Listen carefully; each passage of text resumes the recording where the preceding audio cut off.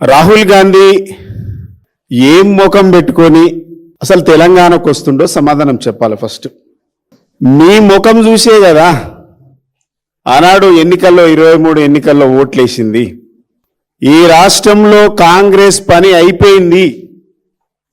కాంగ్రెస్ పార్టీలో ఈ రాష్ట్రంలో ఉన్నటువంటి కాంగ్రెస్ నాయకులను ఎవరు నమ్మడం లేదు, ఈ ముఖం ఇక్కడ చెల్లడం లేదు అని మిమ్మల్ని ఢిల్లీకి వెళ్ళి పిలిపించుకొచ్చారు.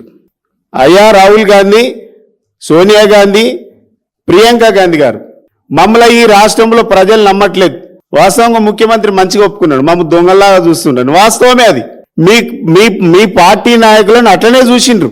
మీ ముఖం చెల్లక మా ముఖం ఇక్కడ చెల్లుతలేదు, మా మాట చెల్లుబాటు అయితే లేదు, మీ దండం పెడతా, దయచేసి మీరు తెలంగాణకు రండి, మేము ఇచ్చినటువంటి హామీల మీద మీరు గ్యారంటీలు ఇయ్యండి పట్టుకొచ్చిండ్రు. ఏమిచ్చిండ్రు మీరు? 6 గ్యారంటీలు ఈ రాష్ట్ర ప్రభుత్వం సోనియమ్మ ఇస్తే 7వ గ్యారంటీ నేను ఇస్తా అని చెప్పిండు ముఖ్యమంత్రి. 7వ గ్యారంటీ అంటే ఏంది? ఇలా వీళ్ళెవ్వరు ఆనాడు ఉస్మానియా యూనివర్సిటీ, కాకతీయ యూనివర్సిటీ, తెలంగాణలో ఉన్నటువంటి అన్ని యూనివర్సిటీ విద్యార్థి నిరుద్యోగులందరూ కూడా కాంగ్రెస్ పార్టీ అధికారంలోకి వస్తే 2 లక్షల ఉద్యోగాలు సంవత్సరం లోపల నింపుతామని చెప్పిండ్రు. అకాడమిక్ ఇయర్ జూలైలో ఇస్తామని చెప్పిండ్రు. జాబ్ క్యాలెండర్ అన్నారు. జాబ్ క్యాలెండర్కు పాతర వేసిండ్రు, జేబు క్యాలెండర్కి ఏమో జాతర పెట్టిండ్రు. అవినీతితో తెలంగాణ సొమ్మంతా దోసుకుంటుండ్రు. పేరుకేమో జాబ్ క్యాలెండర్ అసెంబ్లీలో. ఈ జాబ్ క్యాలెండరు 2 సంవత్సరాలు దాటింది. ఏడమైంది మీ జాబ్ క్యాలెండరు?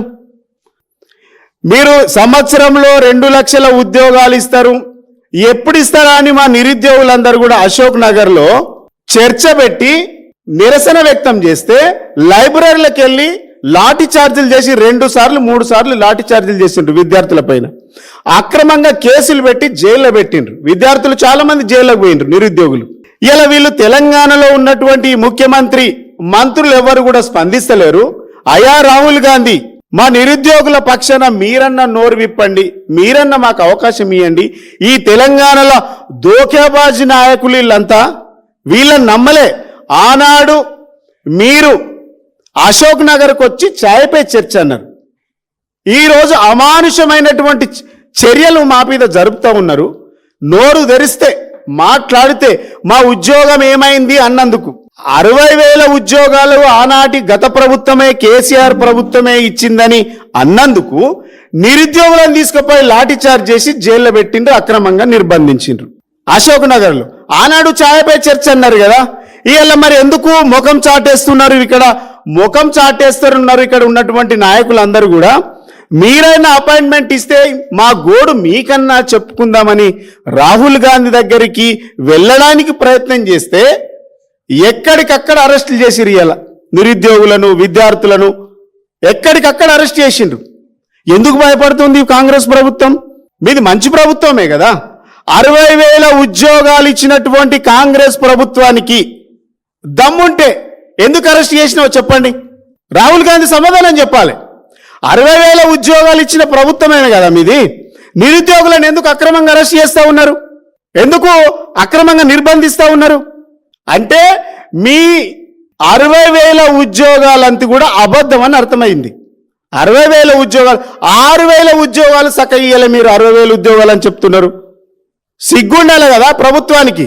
6,000 ఉద్యోగాలు కూడా చక్కగా నింపలేక, చక్కగా భర్తీ చేయలేనటువంటి ఈ అసమర్థ ప్రభుత్వము 60,000 ఉద్యోగాలు ఇచ్చినటువంటి చెప్పుకుంటూ డబ్బ కొట్టుకున్నటువంటి కాంగ్రెస్ ప్రభుత్వానికి ఇలా మేము సవాల్ విసురుతా ఉన్నాం. రాహుల్ గాంధీ మాట్లాడతాడా? ఇలా రేవంత్ రెడ్డి సర్కార్ మాట్లాడుతుందా? 60,000 ఉద్యోగాలు ఇచ్చినట్టు బహిరంగ చర్చకు సిద్ధమా? ఒకవేళ మీరు 60,000 ఉద్యోగాలు ఇచ్చింది నిజమే అయితే ఎందుకు భయపడుతుండ్రు? రాహుల్ గాంధీని కలిస్తే తప్పేంది? ఆనాడు ఛాయపై చర్చ అన్నారు కదా, రాహుల్ గాంధీని అశోక్ నగర్ తీసుకెళ్ళిండ్రు కదా. మరి దమ్ముంటే మీ ప్రభుత్వం నికారసైనటువంటి ప్రభుత్వం అయితే, మీరు 60,000 ఉద్యోగాలు ఇచ్చినటువంటి ప్రభుత్వం అయితే, ఇలా దమ్ముంటే, ధైర్యం ఉంటే ఈ ప్రభుత్వాన్ని అశోక్ నగర్కి ఛాయ్పై చర్చకు తీసుకురండి. రాహుల్ గాంధీని ఇవాళ మాట్లాడదాం. మా నిరుద్యోగుల పక్షాన మేము మాట్లాడుతూ ఉన్నాం. నిరుద్యోగులకు ఎక్కడైతే అశోక్ నగర్ లైబ్రరీలో మీరు ఇచ్చినటువంటి మాటకు, చిక్కడపల్లి లైబ్రరీలో ఇచ్చినటువంటి మాటకు కట్టుబడి ఉండి ఇవాళ సాయంత్రం 6 గంటలకు నేను వాళ్ళ కాళ్ళ పడతాం మా నిరుద్యోగులం, దండం పెట్టుకుంటా. అరే ఇలా రాహుల్ గాంధీని ముఖ్యమంత్రి పట్టుకొస్తాం, జర మీరు తిరగబడకుండ్రి, నిరసన చేయకుండా నేను బతిలాడతా వాళ్ళని, మేము మాట్లాడతా. ఆడికి వచ్చే దమ్ము ఈ ప్రభుత్వానికి కానీ రాహుల్ గాంధీకి ఉందా అని అడుగుతా ఉన్నాం.